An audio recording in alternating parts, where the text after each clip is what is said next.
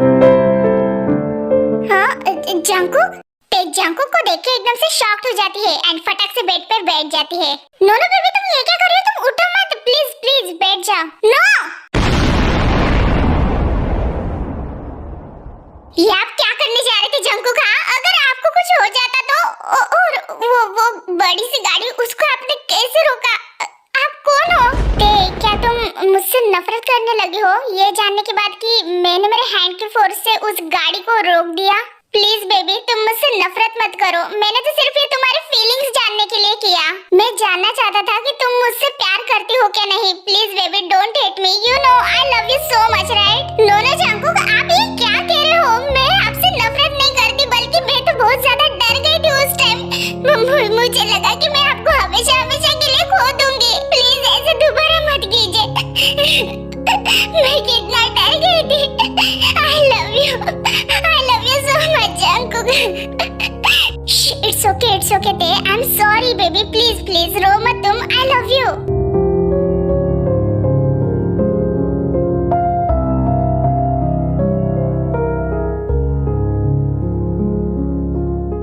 A few moments later. It's okay सब ठीक है, रिलैक्स। ओके जंकुक लेकिन आप प्लीज मुझे बताइए कि आप उस बड़ी गाड़ी को ऐसे कैसे रोक सकते हो? रिलैक्स, आई नो कि तुम ये सब देख के बहुत ज्यादा शॉक्ड हो गए हो, लेकिन इसमें डरने की कोई जरूरत नहीं है, सब कुछ ठीक है। ओके व्हाट यू मीन सब कुछ ठीक है? एक मिनट जिमिन तुम शॉक नहीं हुई थी? यहाँ पे सब आप लोग नॉर्मल हो जबकि आप सब लोगों ने देखा कि वहाँ पे कैसे जंकुक ने अपने हाथों से पता नहीं कैसे उस गाड़ी को रोक दिया था। आई नो ते ये बात मैं पहले से ही जानती थी बिकॉज शुगा ने मुझे पहले ही बता दिया था। मैं तुम्हें पहले ही Jungkook Lisa and Jean aunty के बारे में बताना चाहती थी लेकिन शुगा ने मुझे मना किया। उसने मुझे कहा कि अगर तुम्हें जंकुक से ही पता चलेगा तो बेटर रहेगा, सो दैट्स व्हाई मैंने तुम्हें नहीं बताया, सॉरी। क्या मतलब मुझे पता चलेगा? ऐसी कौन सी बात है जो मैं नहीं जानती? जेनी तुम जानती थी? हाँ ते बहुत पहले से। जिस्म से नो बेबी प्लीज तुम रो मत। तो मैं क्या करूं जंकुक? आपने आपके हाथों से उस बड़ी सी गाड़ी को रोक दिए और सब कुछ सब जानते थे लेकिन मैं क्यों नहीं फिर? बिकॉज तब तुम्हारा सही टाइम नहीं था तेज जानने का, बट अब है। आर्यन सबको लेके बाहर जाओ यहाँ से, यहाँ पे मैं और कुकी ही रहेंगे सिर्फ। ओके जेनो। फिर आर्यन सबको वहाँ से लेके चले जाता है। ते अब जो बात मैं तुम्हें बताने जा रही हूँ शायद वो बात सुन के तुम थोड़ी डर जाओगी, लेकिन तुम्हें पता है ना बेटा हम सब तुम्हें कितना ज्यादा प्यार करते हैं, स्पेशली मेरा कुकी। मैं तुम्हें घुमा फिरा के बताना नहीं चाहती हूँ, सो मैं डायरेक्ट पॉइंट पे आती हूँ। ओके ओके सो मैं जंकुक एंड लीजा हम तीनों बिल्कुल भी नॉर्मल नहीं है तुम इंसानों जैसे। व्हाट नॉर्मल नहीं हूँ मतलब? मैं कुछ समझी नहीं आंटी। बेबी मॉम मैं एंड लीजा हम तीनों वैम्पायर्स है।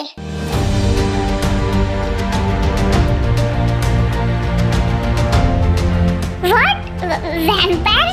नो आप मजाक कर रहे हो है ना जंकुक? बिल्कुल भी नहीं थे। आज जिस तरह से कुकी ने उस गाड़ी को रोका उस तरह से कोई भी इंसान नहीं कर सकता, ये बात तुम भी अच्छे से जानती हो राइट? हाँ आंटी पर वैम्पायर्स जैसी कोई चीज नहीं होती। ठीक है तो तुम एक बार कुकी के आंखों में देख लो ना बेटा, तुम्हें खुद पता चल जाएगा।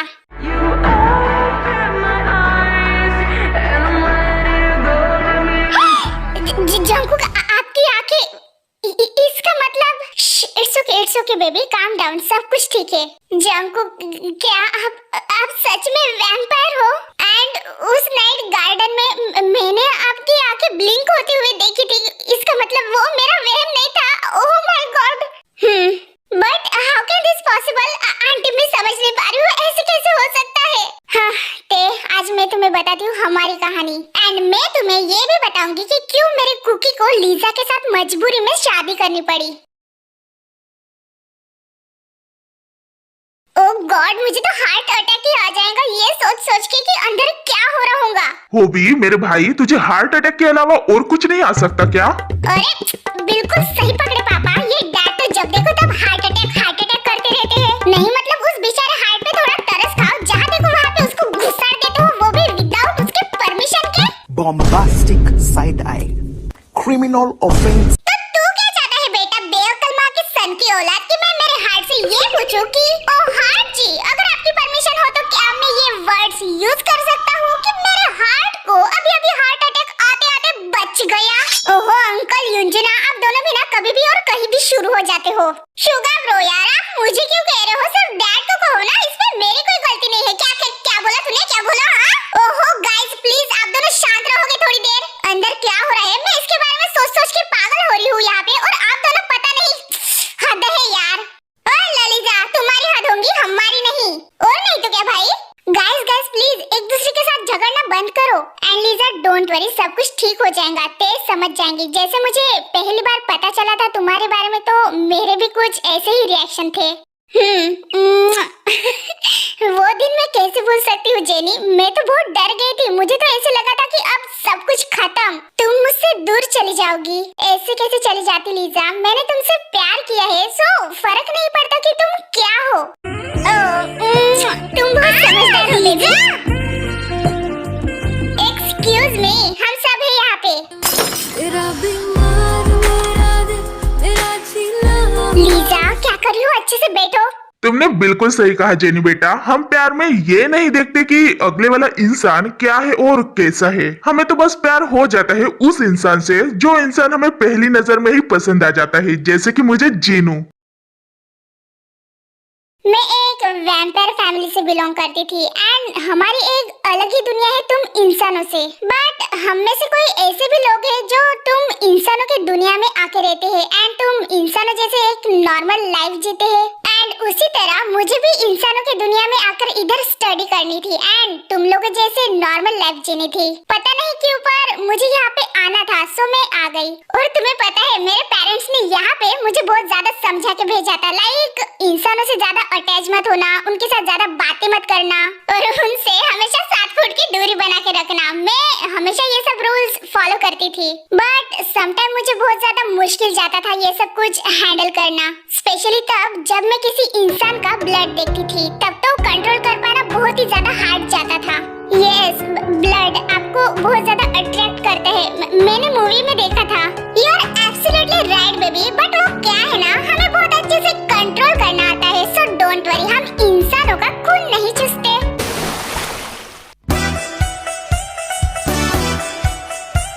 शट अप कुकी, तू उसको डरा रहा है। ओह नो बेबी, क्या तुम्हें डर लग रहा है हमसे? नो बट ऐसे हंसिए मत, नहीं तो मैं डर जाऊंगी। ऑलरेडी इतना सब कुछ हो गया है कि ये बात समझने के लिए मुझे बहुत ज्यादा मुश्किल जा रही है Jungkook. Okay relax baby, I am sorry, मैं बस मजाक कर रहा था। तुम्हें तो पता है ना कि मैं तुमसे कितना प्यार करता हूँ। Love you to.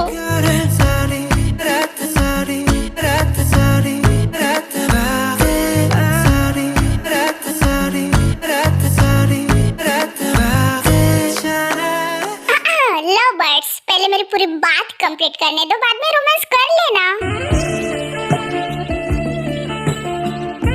सो मैं कॉलेज में फर्स्ट टाइम आर्यन से मिली। ओह वाह आंटी, मतलब आप दोनों कॉलेज लाइफ से एक दूसरे को जानते थे? यस, हम फ्रेंड्स बने, फिर प्यार हुआ एंड फिर रिलेशनशिप में आए एंड फिर मैं आर्यन को सब कुछ मेरे बारे में बताई, लेकिन मुझे डर था कि कहीं आर्यन मुझे छोड़ के चला ना जाए। बट मैं जीनू को बिल्कुल भी नहीं छोड़ा, बिकॉज मैं जीनू को बहुत ज्यादा प्यार करता था एंड अभी भी करता हूँ। हम दोनों ने एक दूसरे के साथ शादी करने का सोचा, लेकिन किस्मत को तो कुछ और ही मंजूर था। What you mean by किस्मत को तो कुछ और ही मंजूर था आंटी? वो एक्चुअली मेरे पेरेंट्स को ना हम दोनों के बारे में पता चल गया था, सो वो दोनों मुझे वापस ले जाना चाह रहे थे हमारी दुनिया में एंड हम दोनों को अलग करना चाह रहे थे। बट आर्यन ने मेरा साथ बिल्कुल भी नहीं छोड़ा, मेरी ढाल बन के मेरे साथ खड़ा रहा, जबकि वो तो इंसान है एंड मेरे पेरेंट्स वैम्पायर्स थे।